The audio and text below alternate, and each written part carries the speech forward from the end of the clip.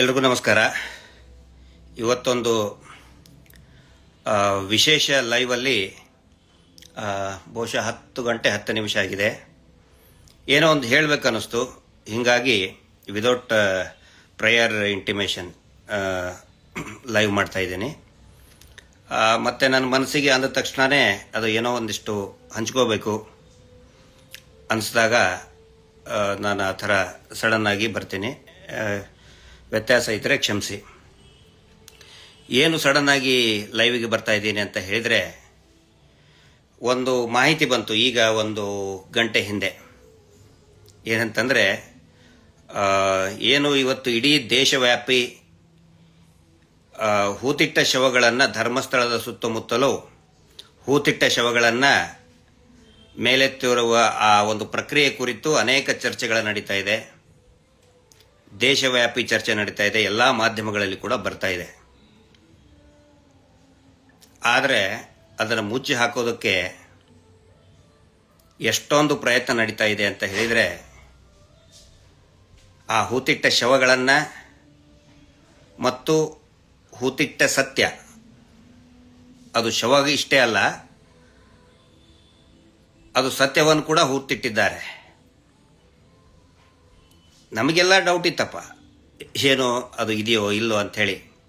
ಆದರೆ ಸತ್ಯ ಯಾರಿಗೆ ಗೊತ್ತಿರ್ತದೆ ಅಂತ ಹೇಳಿದರೆ, ಯಾರು ಆ ಕೃತ್ಯವನ್ನು ಮಾಡಿರ್ತಾನಲ್ಲ, ಕೊಲೆಗಳನ್ನು ಮಾಡಿರ್ತಾರಲ್ಲ, ಅವರಿಗೆ ಸತ್ಯ ಗೊತ್ತಿರ್ತದೆ. ಅದರ ಸಲುವಾಗಿ ಸಿಕ್ಕಾಪಟ್ಟೆ ಲಗಾಟ ಹೊಡಿತಾ ಇದ್ದಾರೆ. 338 ಹತ್ತತ್ರ 338 TV ಚಾನಲ್ ಇರ್ಬೋದು, ಯೂಟ್ಯೂಬ್ ಇರ್ಬೋದು, ಇಂಜೆಕ್ಷನ್ ತಂದರು. ಇದೇ ನಕಲಿ ದೇವಮಾನವನ ಸ್ವಂತ ತಮ್ಮ. ಇವ್ರು ಮಾಡಿಲ್ಲ ಅಂತ ಹೇಳಿದರೆ ಇವ್ರು ಯಾಕಪ್ಪ ತರ್ತಾರೆ ಅನ್ನೋ ಪ್ರಶ್ನೆ ಎಲ್ಲರಿಗೂ ಕೂಡ ಬರ್ತಾ ಇದೆ. ಮತ್ತು ಎಲ್ರಿಗೂ ಕೂಡ ಖಾತ್ರಿಯಾಗಿದೆ, ಇದೇ ಗ್ಯಾಂಗ್ ಮಾಡಿದೆ ಅಂತ ಗೊತ್ತಾಗಿದೆ. ಇನ್ನೂ ಏನೇನೋ ಪ್ರಯತ್ನ ಮಾಡ್ತಾ ಹೋದರು. ಈಗ ಕೊನೆ ಅಸ್ತ್ರವಾಗಿ ಗಿರೀಶ್ ಮಟ್ಟಣ್ಣ ಅವ್ರ ಮೇಲೆ, ಅಂದರೆ ನನ್ನ ಮೇಲೆ, ಮತ್ತು ಮಹೇಶ್ ಶೆಟ್ಟಿ ತಿಮ್ಮರೋಡಿ ಅವ್ರ ಮೇಲೆ ಇಡಿ ದಾಳಿ ಮಾಡಿಸ್ಬೇಕು ಅಂತ ಹೇಳಿ ಈ ನಕಲಿ ದೇವಮಾನವ ಕಳೆದ 4 ದಿನದಿಂದ ನಿರಂತರವಾಗಿ ಒತ್ತಡ ಹೇರಿಸ್ತಾ ಇದ್ದಾನೆ. ಇಡಿ ದಾಳಿ ಮಾಡಿ ಗಿರೀಶ್ ಮಟ್ಟಣ್ಣ ಅವ್ರ ಮನೆ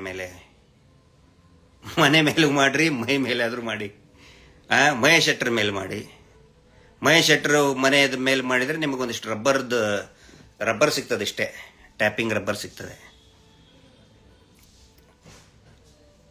ಈಗ ಅವ್ರು ಹಂಗೆ ಇದಕ್ಕೆ ಕಾರಣ ಏನಂತ ಹೇಳಿದ್ರೆ, ಅವರು ತೋರಿಸಿದಂಥ ಸಬೂಬುಗಳು ಯಾಕೆ ಮಾಡಬೇಕು ಅಂತ ಹೇಳಿದಕ್ಕೆ ಸಬೂಬು ಏನಂತ ಹೇಳಿದ್ರೆ, ಹತ್ತತ್ರ ಈಗ ಒಂದು ವರ್ಷದ ಹಿಂದೆ ಮಾನ್ಯ ನಿರ್ಮಲಾ ಸೀತಾರಾಮನ್ ಅವ್ರಿಗೆ, ಈ ದೇಶದ ಆರ್ಥಿಕ ಸಚಿವೆ, ಅವರು ಈ ಧರ್ಮಸ್ಥಳ ಶ್ರೀ ಕ್ಷೇತ್ರದ್ದು ಇವ್ರದೇ 1 ಮೀಟರ್ ಬಡ್ಡಿ ದಂಧೆದ್ದು ಒಂದು ಕಾರ್ಯಕ್ರಮವನ್ನು ಆಯೋಜಿಸಿದ್ರು. ಆವಾಗ ನಾನು ನೇರವಾಗಿ ಪ್ರಶ್ನೆ ಕೇಳಿದ್ದೆ, ಈ ಕೊಲೆಗಡಕರ ವೇದಿಕೆಗೆ ನೀವು ಯಾಕೆ ಬಂದ್ರಿ? ಮತ್ತು ಅವರು ಮಾಡ್ತಾ ಇರುವಂಥ ಅಕ್ರಮ ಬಡ್ಡಿ ದಂಧೆಯನ್ನು ಹಿಂದಿಯಲ್ಲೇ ನಾನು ಮಾತಾಡಿದ್ದೆ. ಟ್ವಿಟರ್ನಲ್ಲಿ ಕೂಡ ಅದು ಸಾಕಷ್ಟು ಹೋಗಿತ್ತು, ಮತ್ತು ಯೂಟ್ಯೂಬ್ನಲ್ಲಿಯೂ ಕೂಡ ಸಾಕಷ್ಟು ಅದು ವೈರಲ್ ಆಗಿತ್ತು. ಮತ್ತು ನಾನು ಅದನ್ನು ಸಂಬಂಧಪಟ್ಟಂಥ ಇಲಾಖೆಯ ಅಧಿಕಾರಿಗಳಿಗೂ ಕೂಡ ಕಳಿಸ್ಕೊಟ್ಟಿದ್ದೆ. ಅದಕ್ಕೆ ಇವ್ರೇನು ಹೇಳ್ತಾ ಇದ್ದಾರೆ ನೋಡಿ, ನಿಮ್ಮ ವಿರುದ್ಧನೇ ಹೇಗೆ ಮಾತಾಡಿಬಿಟ್ಟಿದ್ದಾರೆ. ನಾನು ಮಾತಾಡಿದ್ದು ಅವ್ರ ವಿರುದ್ಧ ಅಲ್ಲ, ನಾನು ಮಾತಾಡಿದ್ದು ಈ ನಕಲಿ ದೇವ ಮಾನವ ಮಾಡ್ತಾ ಇರುವಂತಹ ಅಕ್ರಮ ಮೀಟರ್ ಬಡ್ಡಿ ದಂಧೆ, ಅದರ ಕುರಿತಾಗಿ ಹೇಳಿದ್ದೆ. ಈಗ ಅದನ್ನು ತೋರಿಸ್ಬಿಟ್ಟು ನೋಡಿ ನಿಮ್ಮ ವಿರುದ್ಧ ಹೆಂಗೆ ಮಾತಾಡಿದ್ದಾರೆ, ಈಗ ಇಡಿ ದಾಳಿ ಮಾಡಿ ಅಂತ ಹೇಳಿ ಇಡಿ ದಾಳಿ ಮಾಡಿ ಉಗಿದು ಕಳಿಸಿದ್ದಾರೆ. ಈ ನಕಲಿ ದೇವಮಾನವನಿಗೆ ನಿನ್ನ ಮೇಲೆ ಏನೋ ಆರೋಪ ಬಂದಿದೆ, ಜನ ತಗೊಂಡು ಹೊಡಿತಾ ಇದ್ದಾರೆ, ಅದ್ರ ಬಗ್ಗೆ ನೋಡು ಅಂತ ಹೇಳಿ ಬಿಗಿದು ಕಳಿಸಿದ್ದಾರೆ. ಈಗ ನಿಜವಾದ ವಿಷಯಕ್ಕೆ ಬರ್ತಾ ಇದ್ದೇನೆ. ಅಂದರೆ ಈ ಸುಮಾರು ಜನ ಕೇಳ್ತಾ ಇದ್ದಾರೆ, ಕೆಲವೊಂದಿಷ್ಟು ರಾಜಕೀಯ ನಾಯಕರು ಇದನ್ನು ಮಾಡಬಾರ್ದು, ಈ ಏನು ಹೂತಿಟ್ಟ ಅಕ್ರಮವನ್ನು ಏನಿದೆ ಅಕ್ರಮನೇ, ಅದು ಹೂತಿಟ್ಟ ಅಕ್ರಮನೇ, ಅಕ್ರಮವಾಗಿ ಹೂತಿಟ್ಟಂಥ ಶವಗಳನ್ನು ಹೊರಗಡೆ ತೆಗಿಬಾರ್ದು, ಹಿಂಗೆ ಅಂತೇಳಿ ಸುಮಾರು ಜನ ನಮಗೂ ಕೂಡ ಕೇಳ್ತಾ ಇದ್ದಾರೆ. ನೋಡಿ, ಇದು ರಾಜಕೀಯ ನಾಯಕರು ಹಿಂಗೆ ಯಾಕೆ ಮಾತಾಡ್ತಾ ಇದ್ದಾರೆ ಅಂತೇಳಿ. ಒಂದು ವಿಷಯವನ್ನ ಈ ಸಂದರ್ಭದಲ್ಲಿ ಎಲ್ಲಾ ಸಾರ್ವಜನಿಕರ ಗಮನಕ್ಕೆ, ಅಧಿಕಾರಿಗಳ ಗಮನಕ್ಕೆ ನಾನು ತರೋದಕ್ಕೆ ಇಚ್ಛೆ ಪಡ್ತಾ ಇದ್ದೀನಿ. ಏನಂತ ಹೇಳಿದ್ರೆ, ಈ ವಿಷಯವನ್ನು ನಾನು ಅನೇಕ ಸಾರಿ ಹೇಳಿದ್ದೇನೆ, ದಯವಿಟ್ಟು ಅದನ್ನು ಗಮನಿಸಿ. ಸುಮ್ಮನೆ ನಾನು ನನಗೇನು ರೀಲ್ ಮಾಡೋ ಹುಚ್ಚಿಲ್ಲ, ಬಟ್ ಇನ್ಫಾರ್ಮೇಶನ್ನ ಜನರಿಗೆ ಕೊಟ್ಟು ಜಾಗೃತಿ ಮಾಡುವಂತ ಕೆಲಸವನ್ನ ನಾವು ಮಾಡ್ತಾ ಇದ್ದೀವಿ. ಎದ್ದೇಳಿ ಅಂಥೇಳಿ ಒಂದು ಜನಜಾಗೃತಿಯನ್ನ ಕಳೆದ 2 ವರ್ಷದಿಂದ ನಾವು ಮಾಡ್ತಾ ಇದ್ದೀವಿ. ಎದ್ದೇಳಿ ಜನಸಾಮಾನ್ಯರೇ, ಎದ್ದೇಳು ಮಂಜುನಾಥ. ಅಂದ್ರೆ ಈ ನಕಲಿ ದೇವಮಾನವನ ಕುಟುಂಬ ನಡೆಸ್ತಾ ಇರುವಂತಹ ಅಕ್ರಮ ಮೀಟರ್ ಬಡ್ಡಿ ದಂಧೆ ಮಾಡಬೇಕಾದ್ರೆ ನಿರಂತರವಾಗಿ ನಾನು ಹೇಳಿದ್ದೇನೆ. ಆ ಮೀಟರ್ ಬಡ್ಡಿ ದಂಧೆ ಹೇಗೆ ನಡೀತಾ ಇದೆ ಅಂತ ಹೇಳಿದ್ರೆ, ಸ್ವಸಹಾಯ ಗುಂಪುಗಳನ್ನು ಇವರೇ ರಚಿಸಿ, ನೋಡಿ ಧರ್ಮಸ್ಥಳದಿಂದ ನಾವು ದುಡ್ಡು ಕೊಡ್ತಾ ಇದ್ದೇವೆ, ನಿಮ್ಮ ಊರು ಉದ್ಧಾರ ಮಾಡ್ತೇವೆ ಅಂತ ಹೇಳಿ ಅವರಿಗೆ ಸಾಲದ ರುಚಿ ಹಚ್ಚಿ ಬ್ಯಾಂಕುಗಳಿಂದ ಒಂದಿಷ್ಟು ದುಡ್ಡು ಕೊಡಿಸಿ, ನೋಡಿ ಬಹಳ ಅಬ್ಸರ್ವ್ ಮಾಡಿ, ಇದನ್ನ ಅವರು ಮಾಡಿರೋದು ಸ್ವಸಹಾಯ ಗುಂಪುಗಳನ್ನು ಮಾಡ್ತಾರೆ. ಅದರ ಸಿಸಿ ಅಕೌಂಟ್ ಅನ್ನ ಓಪನ್ ಮಾಡ್ತಾರೆ ಇವರೇ. ಜನರಿಗೆ ಸಿಸಿ ಪಾಪ ಅಲ್ಲಿ ಬಡಬಗರು ದುಡಿಯುವಂತ ಕಾರ್ಮಿಕ ವರ್ಗ, ರೈತರಿಗೆ ಅದು ಯಾವ ಅಕೌಂಟ್ ಅಂತೂ ನಾಲೆಜ್ ಇಲ್ಲ. ಇವರೇ ಅಕೌಂಟ್ ಓಪನ್ ಮಾಡಿಸಿ, ಆ ನಂತರ ಸಿಸಿ ಅಕೌಂಟ್ ಓಪನ್ ಮಾಡಿಸಿ ಒಂದು 10 ಜನರಿಂದ ಮರುದಿನಾನೇ ಒಂದು ಲೆಟರ್ ತಗೋತಾರೆ, ಲೆಟರ್ ಆಫ್ ಅಥರೈಸೇಷನ್. ಮುಂಚೆ ಇವ್ರು ಏನು ಹೇಳ್ತಾರೆ, ನೀವು ಸೈನ್ ಮಾಡಿಬಿಡಿ, ನೀವು ಸೈನ್ ಮಾಡೋದ್ರಿಂದ ನಿಮ್ಮ ಊರಿಗೆ ಸಾಕಷ್ಟು ದುಡ್ಡು ಬರ್ತದೆ ಅಂತ ಹೇಳಿ ಒಂದು ಸೈನು ಅಥವಾ ಹೆಬ್ಬೆಟ್ಟು ತಗೋತಾರೆ. ಅದರ ದಾಖಲೆ ನನ್ನ ಹತ್ರ ಇದೆ. ಅದ್ರ ಮ್ಯಾಟ್ರ್ ಏನಿರ್ತದೆ ಅಂತ ಹೇಳಿದ್ರೆ, ಈ ಖಾತೆಯನ್ನ ನಾನು ಬಳಸುವ ಹಾಗಿಲ್ಲ, ಏನೇ ಈ ಖಾತೆಯನ್ನ ಬಳಸುವಂತಹ ಅಧಿಕಾರ SKDRDP BC ಟ್ರಸ್ಟ್ಗೆ ಇರುತ್ತದೆ. ಅಂದ್ರೆ ಈ ನಕಲಿ ದೇವಮಾನವನ ಒಂದು ಟ್ರಸ್ಟ್ ಅಂತ ಇದೆ, SKDRDP. ಈ ರೀತಿ ನೋಡಿ, ಈಗ ನಾನೇನಾದ್ರೂ ಒಂದು ಅಕೌಂಟ್ ಮಾಡ್ತೀನಿ ಅಂತ ಹೇಳಿದ್ರೆ ನನ್ನ ಸಲುವಾಗಿ ಇರ್ತದೆ. ನಂದ ಒಂದು ಸಂಘದ ಸದಸ್ಯನಿದ್ರೆ ಆ ಸಂಘದ ಸದಸ್ಯರಿಗೋಸ್ಕರ ಅಕೌಂಟ್ ಇರ್ತದೆ. ಇವ್ರು ಏನ್ ಮಾಡ್ತಾರೆ, ಅಕೌಂಟ್ ಓಪನ್ ಮಾಡಿ ನೆಕ್ಸ್ಟ್ ಡೇನೆ ಬ್ಲಾಕ್, ಅದು ಅಂದ್ರೆ ಅವ್ರು ಯೂಸ್ ಮಾಡುವಂಗೇನೆ ಇಲ್ಲ. ಎಲ್ಲರೂ ಕೂಡ ಈ ನಕಲಿ ದೇವಮಾನವನ್ನೇ ಮಾಡಬೇಕು. ದುಡ್ಡು ₹1 ಏನಾದ್ರೂ ಹಾಕುದಿದ್ರೆ ಇವನೇ ಹಾಕಬೇಕು. ಅವರಿಗೆ ₹1 ಹಾಕುವ ಪವರ್ ಇಲ್ಲ, ₹1 ವಿತ್ಡ್ರಾ ಮಾಡೋ ಪವರ್ ಕೂಡ ಇರುವುದಿಲ್ಲ. ಬ್ಯಾಂಕಿಗೆ ಕೊಟ್ಬಿಡ್ತಾರೆ ಅದನ್ನ. ಈ ರೀತಿ ಇಡೀ ರಾಜ್ಯದಲ್ಲಿ 6 ಲಕ್ಷಕ್ಕಿಂತ ಹೆಚ್ಚು ಅಕೌಂಟ್ಗಳನ್ನ ಈ ನಕಲಿ ದೇವಮಾನವ ಕುಟುಂಬದ ಟ್ರಸ್ಟ್ ಮ್ಯಾನೇಜ್ ಮಾಡ್ತಾ ಇದೆ. ಎಲ್ಲಾದ್ರೂ ಕೇಳಿದಾರ ಈ ರೀತಿ? 6 ಲಕ್ಷ ಅಕೌಂಟ್ ಒಂದೇ ಫ್ಯಾಮಿಲಿ ನಡೆಸ್ತಾ ಇದೆ. ಆ ಅಕೌಂಟ್ ಮುಖಾಂತರ ಬೇನಾಮಿ ಹಣ ಅನೇಕ ರಾಜಕಾರಣಿಗಳು ಅದರಲ್ಲಿ ದುಡ್ಡು ಹಾಕಿದ್ದಾರೆ. ಈಗೇನು ಒಬ್ಬೊಬ್ಬರಾಗಿ ಬರ್ತಾ ಇದಾರಲ್ಲ, ಅದೆಲ್ಲ ಸುಳ್ಳು, ಊಹಾಪೋಹ. ನಾನು ಹೇಳ್ತೀನಪ್ಪ, ಊಹಾಪೋಹ ತಿಗಿರಿ ಏನಿದೆ. ಅವ್ರು ಯಾಕೆ ಹೇಳಿಕೆ ಕೊಡ್ತಾ ಇದ್ದಾರೆ ಅಂತ ಹೇಳಿದ್ರೆ, ಅವರೆಲ್ಲರ ದುಡ್ಡು ಕೂಡ ಈ ನಕಲಿ ದೇವಮಾನವನ ಅಕ್ರಮ ಮೀಟರ್ ಬಡ್ಡಿ ದಂಧೆಯಲ್ಲಿ ಸಿಕ್ಕಾಕೊಂಡಿದೆ. ಹೇಳ್ಬಿಟ್ಟಿದ್ದಾನೆ, ಬಡ್ಡಿ ಪೂಜರು ಹೇಳ್ಬಿಟ್ಟಿದ್ದಾರೆ, ನೋಡಿ ನಾನು ಮುಳುಗ್ತಾ ಇದ್ದೀನಿ, ನೀವು ನನ್ನ ಎತ್ತಲಿಲ್ಲ ಅಂದ್ರೆ ನಾನು ನಿಮ್ಮನ್ನು ಮುಳುಗಿಸ್ತೇನೆ, ನಿಮ್ಮ ದುಡ್ಡು ಮುಳುಗ್ತು, ಗೋವಿಂದ ಗೋವಿಂದ ಗೋವಿಂದ ಅಂತ ಹೇಳಿ 3 ಸಾರಿ ಹೇಳ್ಬಿಟ್ಟಾರೆ. ನಾನು ಮುಳುಗಿದ್ರೆ ನಿಮ್ಮ ದುಡ್ಡು ಗೋವಿಂದ. ಯಾರ್ಯಾರು ರಾಜಕಾರಣಿಗಳು ಕಪ್ಪು ಹಣವನ್ನ ಇಟ್ಟಿದಾರಲ್ಲ ಅವ್ರಿಗೆಲ್ಲರಿಗೂ ಕೂಡ ಹೇಳ್ಬಿಟ್ಟಿದ್ದಾನೆ, ಬಡ್ಡಿ ಪೂಜರು ಹೇಳ್ಬಿಟ್ಟಿದ್ದಾರೆ, ನಾನು ಮುಳುಗಿದ್ರೆ ನೀವು ಮುಳುಗ್ದಂಗೆ, ನಿಮ್ಮ ದುಡ್ಡು ಮುಳುಗ್ತು, ಗೋವಿಂದ. ನಾನು ಅದರ ಸಲುವಾಗಿ ಕಳೆದ 2 ವರ್ಷಗಳಿಂದ ಇಡಿ ಅವರಿಗೆ ನಾವು ವಿನಂತಿ ಮಾಡ್ಕೋತಾ ಇದ್ದೀವಿ, ಬಹಿರಂಗವಾಗಿ ವಿನಂತಿ ಮಾಡ್ಕೋತಾ ಇದ್ದೀವಿ. ಅನೇಕ ಹೋರಾಟದ ವೇದಿಕೆಯಲ್ಲಿ ಕೂಡ ನಾನು ಹೇಳಿದ್ದೀನಿ, ದಯವಿಟ್ಟು ನಮ್ಮನ್ನ ಎನ್ಕ್ವೈರಿ ಮಾಡಿ ಮೊದಲು, ಅವಾಗ ನಮಗೊಂದು ಅವಕಾಶ ಸಿಗುತ್ತೆ. ನಾವೇನಾದ್ರೂ ಅಪಪ್ರಚಾರ ಮಾಡಿದ್ರೆ, ನಾವೇನಾದ್ರೂ ಕೋಟ್ಯಾಂತರ ರೂಪಾಯಿ ಅವ್ಯವಹಾರ ಮಾಡಿದ್ರೆ ತನಿಖೆಗೆ ಒಳಪಡಿಸಿ ಸ್ವಾಮಿ. ಇಡಿನೋ CBIನೋ ಇನ್ನೇನೇನದಾವ ಎಲ್ಲಾನು ಮಾಡಿ, ಅವಾಗಿಂತ ಹೇಳ್ತಾ ಇದ್ದೀವಿ. ಈಗ ಏನಾದರೂ ಒಂದು ವೇಳೆ ನಮ್ಮ ಮೇಲೆ ಇಡಿ ತನಿಖೆ ಆದರೆ ಅದರಂತ ಒಳ್ಳೆಯ ಅವಕಾಶ ನಮಗಿಲ್ಲ. ಎಲ್ಲವನ್ನು ಕೂಡ ಬಿಚ್ಚಿಡೋದಕ್ಕೆ ನಾವು ರೆಡಿ ಇದ್ದೀವಿ. ಯಾವ್ಯಾವ ಲೀಡರ್ಗಳು 1000 DKC ಫಸ್ಟ್ ಬರ್ತಾರೆ ಅದರಲ್ಲಿ. 1000 DKCಗಳು. ಇವರ ಅಕ್ರಮ ಹಣ ಇರೋದೇ ಅದರಲ್ಲಿ. ಇವರ ತಮ್ಮ ಅಕ್ರಮ ಏನದು 1000 DKCಯ ತಮ್ಮನವರು ಪದೇ ಪದೇ ಹೋಗಿ ನೋಡಿ ಮೀಟರ್ ಬಡ್ಡಿ ದಂಧೆದ್ದು ಯಾವ ರೀತಿ ಇದನ್ನ ಮಾಡಿದ್ದಾರೆ, ಪ್ಲಾನ್ ಮಾಡಿದ್ದಾರೆ ಅಂದ್ರೆ, ಜನಗಳು ಕ್ಯಾಶ್ ಅಲ್ಲೇ ದುಡ್ಡು ಕೊಡಬೇಕು ಅವರಿಗೆ. ಅದು ಪ್ರತಿ ವಾರ ಕೊಡಬೇಕು. ಪ್ರತಿ ವಾರ ಕೊಡಬೇಕನ್ನುವಂತ ಯಾವುದೇ ರೂಲ್ಸ್ ಕೂಡ ಇಲ್ಲ. ಕಲೆಕ್ಟ್ ಮಾಡೋರು ಯಾರು? ಬ್ಯಾಂಕಿನವರಲ್ಲ. ಇದೇ ಬಡ್ಡಿ ಪೂಜ್ಯರ ಈ ಸಂಸ್ಥೆ ಇದೆಯಲ್ಲ, ಆ ಸಂಸ್ಥೆಯ ಪದಾಧಿಕಾರಿಗಳಿಗೆ ಅಧಿಕಾರಿ ಅಂತ ಇಟ್ಬಿಟ್ಟಿದ್ದಾರೆ. ಅಧಿಕಾರಿಗಳು ಬೆಳಗ್ಗೆ 6 ಗಂಟೆಗೆ ಹೋಗಿ ವಸೂಲಿ ಮಾಡ್ತಾರೆ. ರಾಜ್ಯಾದ್ಯಂತ ಸಾವಿರಾರು ಜನ ಆತ್ಮಹತ್ಯೆಯನ್ನ ಮಾಡಿಕೊಂಡ್ರು, ಊರು ಬಿಟ್ಟರು. ದೊಡ್ಡ ಸುದ್ದಿ ಆಯಿತು. ಯಾವ ಒಬ್ಬ ಮಾಧ್ಯಮದವರು ಕೂಡ ಸ್ಯಾಟಲೈಟ್ ಚಾನಲ್ಗಳು ಧರ್ಮಸ್ಥಳ ಅಂತ ಹೆಸರು ಹೇಳಿಲ್ಲ, ಧರ್ಮಸ್ಥಳ ಸಂಘ ಅಂತ ಹೇಳಿಲ್ಲ. ಏನ್ ಹೇಳಿದ್ರು? Micro finance. ನಿಮ್ಗೆ ಗೊತ್ತಿರಬಹುದು, ಕಳೆದ ಒಂದು 6 ತಿಂಗಳಿಂದ ಹಿಂದೆ ದೊಡ್ಡ ಸುದ್ದಿ ಇತ್ತು. ಇವರೇ ಇದ್ದಿದ್ದು. ನಾವು ಅವಾಗಲೂ ಕೂಡ ಹೇಳಿದೀವಿ, ಪತ್ರವನ್ನು ಬರೆದಿದ್ದೀವಿ. ನಾನು ಸ್ವತಃ ಇಡಿ ಅಧಿಕಾರಿಗಳಿಗೆ ಮಾತಾಡಿ ಬಂದಿದ್ದೀನಿ, ದಯವಿಟ್ಟು ಇಡಿ ತನಿಖೆ ಆಗಲಿ ಅಂತ. ಅದಕ್ಕೆ ನಾನು ಕೇಳ್ಕೊತಾ ಇದ್ದೀನಿ, ಏನು ಉಗಿದು ಕಳಿಸಿದಾರಲ್ಲ ಈ ನಕಲಿ ದೇವಮಾನ ಏಜೆಂಟ್ಗಳಿಗೆ, ಮಾಡಕ್ಕಾಗೋದಿಲ್ಲ ಅವ್ರ ಮೇಲೆ ಅಂತ ಹೇಳಿ. ನಾನು ಹೇಳ್ತಾ ಇದ್ದೀನಿ, ದಯವಿಟ್ಟು ಇಡಿ ಸಲುವಾಗಿ ನಮ್ಮನ್ನು ಕರೆಸಬೇಕು. ಪ್ರತಿಯೊಂದು ದಾಖಲೆಗಳು ಯಾವ ರೀತಿ ಫ್ರಾಡ್ ಮಾಡಿದ್ದಾರೆ, ರಿಸರ್ವ್ ಬ್ಯಾಂಕ್ ಆಫ್ ಇಂಡಿಯಾದ ನಿಯಮಗಳನ್ನ ಗಾಳಿಗೆ ತೂರಿ ಬ್ಯಾಂಕ್ಗಳ ಜೊತೆಗೆ ಡೀಲಿಂಗ್ ಮಾಡಿಕೊಂಡು ಅಡ್ಜಸ್ಟ್ ಮಾಡಿಕೊಂಡು ಕಪ್ಪು ಹಣ 6 ಲಕ್ಷ ಬೇನಾಮಿ ಅಕೌಂಟ್ ಇಂದ ಬ್ಲ್ಯಾಕ್ ಮನಿ ಯಾವ ರೀತಿ ಸರ್ಕ್ಯುಲೇಟ್ ಮಾಡ್ತಾ ಇದ್ದಾರೆ. ಅದರಲ್ಲಿ ರಾಜಕಾರಣಿಗಳ ದುಡ್ಡು ಇದೆ, ಕೆಲವೊಂದಿಷ್ಟು ಅಧಿಕಾರಿಗಳ ದುಡ್ಡು ಇದೆ, ನ್ಯಾಯಾಂಗ ವ್ಯವಸ್ಥೆಯಲ್ಲಿ ಇರುವಂತಹ ಹಿರಿಯ ಜಡ್ಜಸ್ಗಳ ದುಡ್ಡು ಕೂಡ ಇದೆ. ಎಲ್ಲವೂ ಕೂಡ ಹೊರಗಡೆ ಬರಲಿ. ದಯವಿಟ್ಟು ಇಡಿ ರೇಡ್ ಮಾಡಿ ನಮ್ಮ ಮೇಲೆ.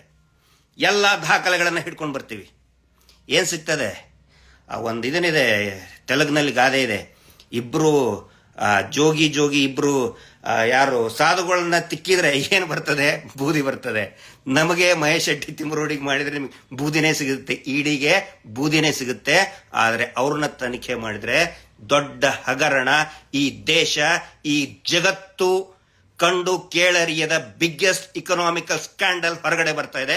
ದಯವಿಟ್ಟು ನಾನು ರಿಕ್ವೆಸ್ಟ್ ಮಾಡ್ಕೊತಾ ಇದ್ದೀನಿ, ಇಡಿ ಎನ್ಕ್ವೈರಿ ಆಗಬೇಕು, ಸಿಬಿಐ ಎನ್ಕ್ವೈರಿ ಆಗಬೇಕು. ಪ್ರತಿಯೊಂದನ್ನು ಬಿಚ್ಚಿಡ್ತೀವಿ ನಾವು. ಪಾಪ ದುಡಿಯುವಂತಹ ಅವರಿಗೆ ಬರೆಯೋದಕ್ಕೂ ಸರಿಯಾಗಿ ಬರಲಿಲ್ಲ ರೀ. ತಾವು ಎಷ್ಟು ದುಡಿದ್ವಿ ಅನ್ನೋದು ಕೂಡ ಬೆವರಿನಲ್ಲಿ ಆ ಚೀಲದಲ್ಲಿ ಇಟ್ಕೊಂಡಿರ್ತಾರೆ ಹೆಣ್ಮಕ್ಳು. ಕಾಯಿಪಲ್ಯ ಮಾರುವಂತ ಹೆಣ್ಮಕ್ಳು ಆ ನಡದಲ್ಲಿ ಇಟ್ಕೊಂಡಿರ್ತಾರೆ. ಬೆವರಿಂತ್ರ ಆ ನೋಟು ನೆಂದು ಹೋಗಿರ್ತದೆ. ಅದನ್ನ ಕಸ್ಕೊಂಡು ಹೋಗ್ತಾರೆ ಇವರು. ಪ್ರತಿ ವಾರ ಬಂದು, ಸಂತೆ ದಿನ ಬಂದು ಆ ಬೆವರು ಸುರಿಸಿ ದುಡ್ದಂತ ನೋಟನ್ನ ಕಸ್ಕೊಂಡು ಹೋಗ್ತಾರೆ ಇವರು. ಆಗಲಿ ಇಡಿ ಎನ್ಕ್ವೈರಿ. ಕೆಲವೊಂದಿಷ್ಟು ಬಾಡಿಗೆ ಬಂಟರನ್ನು ಬಿಟ್ಟಿದ್ದಾರೆ. ಮಟ್ಟಣ್ಣವ್ರ ಮೇಲೆ, ಮಹೇಶ್ ಶೆಟ್ಟಿ ತಿಮ್ಮರೋಡಿ ಮೇಲೆ, ಸಮೀರ್ ಮೇಲೆ ತನಿಖೆ ಆಗಲೇಬೇಕು ಅಂತ ನಾವು 2 ವರ್ಷದಿಂದ ಹೊಯ್ಕೊಳ್ತಾ ಇದ್ದೀವಿ. ಸ್ವಾಮಿ, ಮೊದಲು ನಮ್ಮನ್ನು ಮಾಡಿದಾಗ ನಾವು ಸುಮ್ಮನೆ ಕೂತ್ಕೊಳ್ತೀವಾ? ಇಡ್ತೀವಿ ಎಲ್ಲವನ್ನು ಕೂಡ.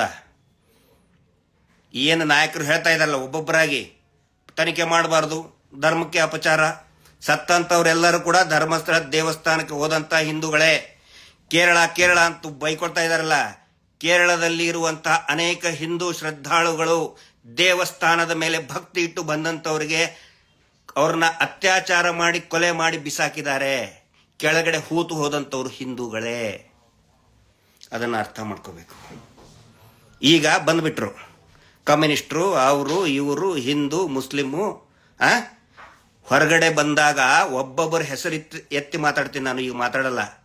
ಯಾವ್ಯಾವನು ಹೇಳಿದಾನಲ್ಲ, ಹಿಂದೂ ಮುಸ್ಲಿಮು ಮುಸಲ್ಮಾನು ಹೆಸರು ಎತ್ತಿ ಮಾತಾಡ್ತೀನಿ. ಒಬ್ಬೊಬ್ಬರದ್ದು ಹೆಸರು ಎತ್ತಿ ಮಾತಾಡ್ತೀನಿ. ಯಾವ್ಯಾವನು ಎಷ್ಟೆಷ್ಟು ದುಡ್ಡು ಇಟ್ಟಿದ್ದಾನೆ ಈ ಮೀಟರ್ ಬಡ್ಡಿ ದಂಧೆಯಲ್ಲಿ ಹೆಸರು ಎತ್ತಿ ಮಾತಾಡ್ತೀನಿ ನಾನು. ಇಡೀ ರಾಜ್ಯನ ಹೆಂಗ್ ಮಾಡಿಬಿಟ್ಟಿದ್ದಾರೆ ಅಂತ ಹೇಳಿದ್ರೆ, ಈ ರಾಜಕಾರಣಿಗಳೇ ದುಡ್ಡು ಹಾಕಿಸ್ಕೊಳ್ಳೋದು, ಅದೇ ದುಡ್ಡನ್ನ ಈ ಮೀಟರ್ ಬಡ್ಡಿ ದಂಧೆಯಲ್ಲಿ ಹಾಕಿಬಿಡೋದು. ಹಾಕಿ ವಾರ ಬಲವಂತವಾಗಿ ಜನಸಾಮಾನ್ಯರಿಂತ್ರ ಅಕ್ರಮವಾಗಿ ಬಡ್ಡಿ ದಂಧೆ ವಸೂಲಿ ಮಾಡೋದು. ನರಕ ಸೃಷ್ಟಿ ಮಾಡಿಬಿಟ್ಟಿದ್ದಾರೆ. ನೀವು ಕೇಳ್ತಿರಲ್ಲ, ಯಾಕೆ ಯಾರು ಮಾತಾಡ್ತಾ ಇಲ್ಲ, ರಾಜಕಾರಣಿಗಳು ಯಾಕೆ ಮಾತಾಡ್ತಿಲ್ಲ? ಎಲ್ಲರ ದುಡ್ಡು ಇದೆ ಇದರಲ್ಲಿ. ಆ ನಂತರ ಇನ್ನೊಂದು ಅಬ್ಸರ್ವ್ ಮಾಡಿ, ದಯವಿಟ್ಟು ಪ್ರಜ್ಞಾವಂತರು ಅಬ್ಸರ್ವ್ ಮಾಡಿ ಇದನ್ನ. ಇಲೆಕ್ಷನ್ ಟೈಮಲ್ಲಿ ಈ ಇಲೆಕ್ಷನ್ ಅನೌನ್ಸ್ ಆದಮೇಲೆ ಕೋಡ್ ಆಫ್ ಕಂಡಕ್ಟ್ ಅಂತ ಜಾರಿ ಬರ್ತದೆ. ಕೋಡ್ ಆಫ್ ಕಂಡಕ್ಟ್ ಅಲ್ಲಿದ್ದಾಗ ಪ್ರತಿ ಊರಿಗೂ ಕೂಡ ಒಂದೊಂದು ಬ್ಯಾರಿಕೇಡ್ ಹಾಕಿರ್ತಾರೆ, ನೋಡಿದ್ದೀರಲ್ಲ ನೀವು. ಅಂದ್ರೆ ದುಡ್ಡು ಯಾರಾದರೂ ಅಕ್ರಮವಾಗಿ 50,000ಕ್ಕಿಂತ 10,000 ಜೇಬಲ್ಲಿ ಇಟ್ಟು ಕೂಡ ಚೆಕ್ ಮಾಡ್ತಾರೆ. 10,000 ರೂಪಾಯಿ ಜೋಬಲ್ಲಿ ಇಟ್ಕೊಂಡ್ರೆ 5,000 ಎದುರು ಎಲ್ಲಿಂದ ಬಂತು ಅಂತ ಕೇಳ್ತಾರೆ. ಕೇಳಿದ್ರಲ್ಲ, ಅಲ್ಲಿ ಟ್ರೇಡ್ ಆಯ್ತು, ಇಲ್ಲಿ ಟ್ರೇಡ್ ಆಯ್ತು. ಇವರು ಪ್ರತಿ ವಾರ ಆ ಕೋಡ್ ಆಫ್ ಕಂಡಕ್ಟ್ ಇದ್ದಾಗಲೇ ಒಂದೊಂದು ಗ್ರಾಮ, ಒಂದೊಂದು ಇದರಿಂದ ಝೋನ್ ನಿಂತ್ರ ಕೋಟಿಗಟ್ಟಲೆ ದುಡ್ಡನ್ನು ಸಾಗಿಸ್ತಾರೆ. ಒಬ್ಬರಾದ್ರೂ ಹಿಡಿದಿದ್ದು ನೋಡಿದ್ದೀರಾ ನೀವು? ಒಂದು ಸಾರಿ ಆದ್ರೂ ನ್ಯೂಸ್ ಆಗಿದೆಯಾ? ಎಲ್ಲವೂ ಕೂಡ ಇವ್ರು ಕ್ಯಾಶೇ ಕಲೆಕ್ಟ್ ಮಾಡ್ಕೋತಾರೆ. ಪ್ರತಿ ವಾರ ನಾನು ಲೆಕ್ಕ ಸಹಿತ ಹೇಳಿದ್ದೇನೆ, ಒಂದು ವಾರಕ್ಕೆ 1,000 ಕೋಟಿ ರೂಪಾಯಿ ಕ್ಯಾಶ್ ಬ್ಲ್ಯಾಕ್ ಮನಿ ಕಲೆಕ್ಟ್ ಆಗ್ತಾ ಇದೆ. ಒಂದು ದಿನಾನು ಯಾಕೆ ಹಿಡಿಯಲ್ಲ ಹೇಳಿ? ಎಲ್ಲಾ ರಾಜಕಾರಣಿಗಳ ದುಡ್ಡು ಬ್ಲ್ಯಾಕ್ ಮನಿ ಅದರಲ್ಲಿದೆ, ಹಿಂಗಾಗಿ ಹಿಡಿಯಲ್ಲ. ಇಲೆಕ್ಷನ್ ಬಂದಾಗ ಇಲೆಕ್ಷನ್ ಅಲ್ಲಿ ದುಡ್ಡು ಹಂಚಬೇಕಲ್ಲ, ಅದೇ ದುಡ್ಡನ್ನ, ಆ ಊರಿನ ದುಡ್ಡನ್ನ ಆ ಊರಿನ ಇಲೆಕ್ಷನ್ ಕ್ಯಾಂಡಿಡೇಟ್ಗಳಿಗೆ ಇಬ್ಬರಿಗೂ ಕೊಡ್ತಾರೆ. ಯಾರ್ಯಾರು ಮೇಜರ್ ಪಾರ್ಟಿ ಇದೆ ಎಲ್ಲರಿಗೂ ಕೊಟ್ಬಿಡ್ತಾರೆ. ನೀ ಇಷ್ಟು ತಗೋ, ಗೆಲ್ಲ ಒಂದಿದ್ರೆ ಜಾಸ್ತಿ ಕೊಡ್ತಾರೆ, ಸ್ವಲ್ಪ ಕೊಡ್ತಾರೆ, ಇನ್ನೊಬ್ಬರು ಸ್ವಲ್ಪ ಕೊಡ್ತಾರೆ. ಹಿಂಗಾಗಿ ಅನೇಕ ಜನರಿಗೆ ಕೊಟ್ಟಿದ್ದಾರೆ. ಎಲ್ಲರಿಗೂ ಅಂತ ನಾನು ಹೇಳ್ತಾ ಇಲ್ಲ, ಅನೇಕ ಜನ ಯಾರು ಪ್ರಮುಖರಿದ್ದಾರೆ, ಎಲ್ಲಾ ಪಕ್ಷದ ಪ್ರಮುಖ ಲೀಡರ್ಗಳಿಗೆ ಈ ಬ್ಲ್ಯಾಕ್ ಮನಿಯನ್ನ ಕೊಟ್ಬಿಟ್ಟಿದ್ದಾರೆ. ಹಿಂಗಾಗಿ ಇವತ್ತು ಸಿಕ್ಕಾಕೊಂಡು ಬಿಟ್ಟಿದ್ದಾರೆ ಎಲ್ಲರೂ. ನಕಲಿ ದೇವಮಾನವನ ಹತ್ರ, ಬಡ್ಡಿ ಪೂಜ್ಯರ ಹತ್ರ. ಬಡ್ಡಿ ಪೂಜ್ಯರು ಹೇಳ್ಬಿಟ್ಟಿದ್ದಾರೆ, ನಾನಂತೂ ಮುಳುಗ್ತಾ ಇದ್ದೀನಿ, ನಾನು ಮುಳುಗಿದ್ರೆ ನಿಮ್ ದುಡ್ಡು ಗೋವಿಂದ, ಇಷ್ಟೇ. ಹಿಂಗಾಗಿ ಈಗ ಇದನ್ನ ನಿಲ್ಲಿಸಬೇಕು, ಹೂತಿಟ್ಟ ಶವಗಳನ್ನ ಮೇಲೆತ್ತುವುದನ್ನು ನಿಲ್ಲಿಸಬೇಕು ಅಂತೇಳಿ ಗಿರೀಶ್ ಮಟ್ಟಣ್ಣವರು ಮತ್ತು ಮಹೇಶ್ ಶೆಟ್ಟಿ ತಿಮ್ಮರೋಡಿ ಇಡಿ ದಾಳಿ ಮಾಡಿ, ನಾನು ಹೇಳ್ತಾ ಇದ್ದೀನಿ ಮಾಡಿ. ಆದರೆ ಅವರು ಉಗಿದು ಕಳಿಸಿದ್ದಾರೆ, ಅದು ಮಾತು ಬೇರೆ. ನಮಗದರಿಂದ ನಿರಾಶೆ ಆಗಿದೆ. ಮೊದಲು ಮಾಡಿ ಅದನ್ನ. ಯಾವ್ಯಾವನು ದುಡ್ಡಿಟ್ಟಿದ್ದಾನೆ, 1000 DKಶಿಗಳ ದುಡ್ಡು ಡಿಸೆಂಟ್ರಿ ಹತ್ಬಿಟ್ಟಿದೆ ಪಾಪ ಅವರಿಗೆ. ಹಿಂಗಾಗಿ ಅವರ ಸ್ನೇಹ ಇರುವಂಥ ಸ್ನೇಹಮಯಿಗಳು ಇವತ್ತು ಹೇಳಿಕೆ ಕೊಡ್ತಾ ಇದ್ದಾರೆ, ಏಜೆಂಟ್ರುಗಳು ಮಾಡಲಿ. ಯುದ್ಧಾಯ ಕೃತ ನಿಶ್ಚಯ, ಯುದ್ಧ ಪ್ರಾರಂಭ ಆಗಿದೆ. ಈ ನಕಲಿ ದೇವಮಾನವ ಏನು ಆಟ ಆಡ್ತಾನೆ, ಏನು ಅಸ್ತ್ರ ಬಳಸ್ತಾನೆ, ಬಳಸಲಿ. ಯಾವ ಕಾರಣಕ್ಕೂ ಮುಂದಿಟ್ಟ ಹೆಜ್ಜೆ ಹಿಂದಿಡೋರಲ್ಲ, ಯಾವ ಕಾರಣಕ್ಕೂ ನಾವು ಯಾವುದೇ ಬ್ಲ್ಯಾಕ್ ಮೇಲ್ಗೆ ಹೆದರದವರಲ್ಲ, ತಲೆನೇ ಕೆಡಿಸ್ಕೊಳ್ಳಲ್ಲ. ನೀವು ಹಾಕಿದಂತಹ ಬಿಟ್ಟಂತ ಅಸ್ತ್ರವನ್ನ ನಿಮ್ಮ ಮೇಲೇನೆ ಪ್ರಯೋಗ ಮಾಡೋದಕ್ಕೆ ಸಿದ್ಧರಿದ್ದೇವೆ. ಯುದ್ಧದಲ್ಲಿ ಸೌಜನ್ಯಾಳ ಜಯ ನಿಶ್ಚಿತ, ಖಂಡಿತ, ಇದು ಸತ್ಯ. ಸೌಜನ್ಯ ಹೋರಾಟಕ್ಕೆ ಜಯ ಸಿಕ್ಕೇ ಸಿಗುತ್ತೆ. Justice for Sowjanya. ನಮಸ್ತೆ.